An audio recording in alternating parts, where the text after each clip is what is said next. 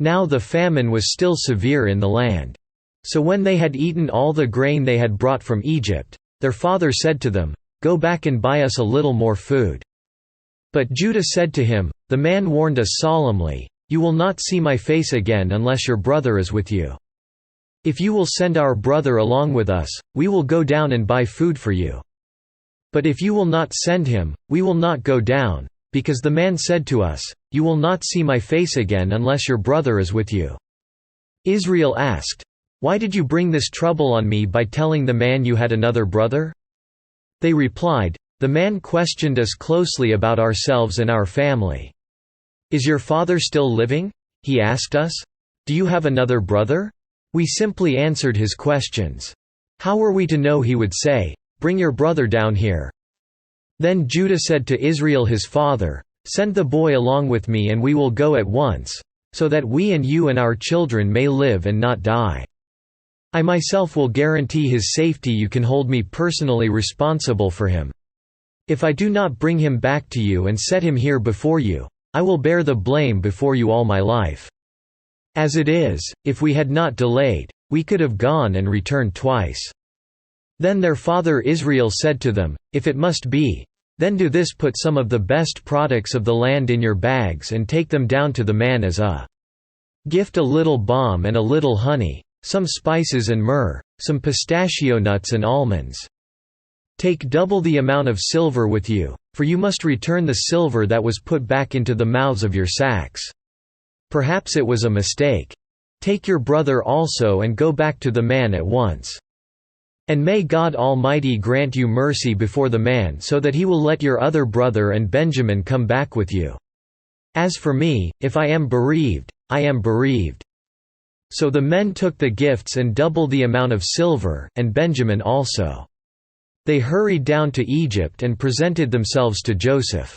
When Joseph saw Benjamin with them, he said to the steward of his house, "Take these men to my house, slaughter an animal and prepare dinner they are to eat with me at noon." The man did as Joseph told him and took the men to Joseph's house. Now the men were frightened when they were taken to his house. They thought, "We were brought here because of the silver that was put back into our sacks the first time. He wants to attack us and overpower us and seize us as slaves and take our donkeys." So they went up to Joseph's steward and spoke to him at the entrance to the house.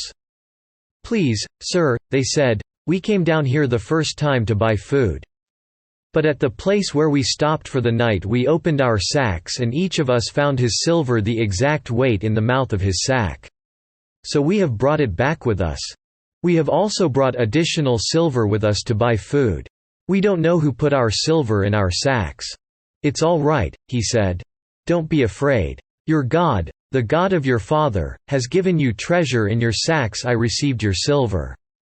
Then he brought Simeon out to them. The steward took the men into Joseph's house, gave them water to wash their feet and provided fodder for their donkeys. They prepared their gifts for Joseph's arrival at noon, because they had heard that they were to eat there. When Joseph came home, they presented to him the gifts they had brought into the house, and they bowed down before him to the ground. He asked them how they were, and then he said, "How is your aged father you told me about? Is he still living?" They replied, "Your servant our father is still alive and well." And they bowed low to pay him honor. As he looked about and saw his brother Benjamin, his own mother's son, he asked, "Is this your youngest brother? The one you told me about?"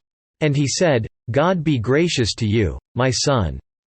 Deeply moved at the sight of his brother, Joseph hurried out and looked for a place to weep. He went into his private room and wept there.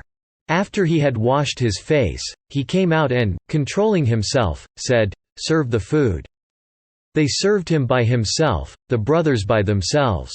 And the Egyptians who ate with him by themselves, because Egyptians could not eat with Hebrews, for that is detestable to Egyptians. The men had been seated before him in the order of their ages, from the firstborn to the youngest, and they looked at each other in astonishment. When portions were served to them from Joseph's table, Benjamin's portion was 5 times as much as anyone else's. So they feasted and drank freely with him.